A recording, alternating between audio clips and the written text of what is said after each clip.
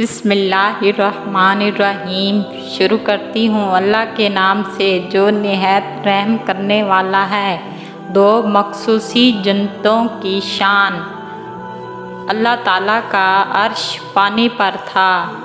حضرت عباس فرماتے ہیں کہ اللہ تعالیٰ نے اپنے لیے ایک جنت بنائی، پھر اس سے نیچے ایک اور جنت بنائی، پھر اس کو ایک ہی لولو سے جوڑ دیا۔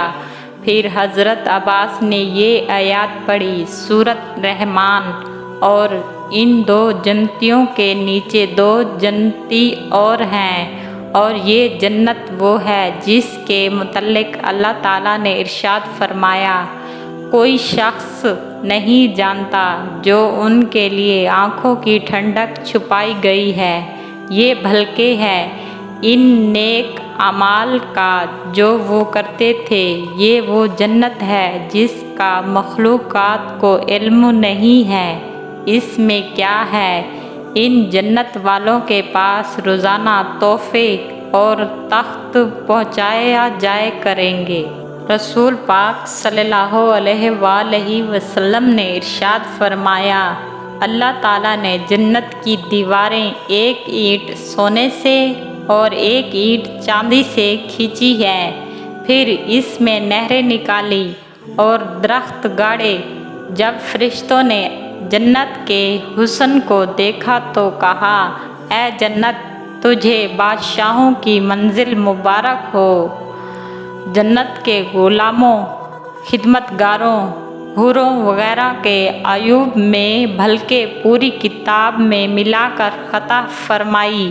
اس کتاب میں مددگاروں جنت کی نعمتوں کا ایک دانی حصہ بھی آج کسی بڑے بڑے سے حکمرانوں کو حاصل نہیں ہوا، مگر پھر بھی اس کی شان اور عظمت کے قصے پڑھے جاتے ہیں۔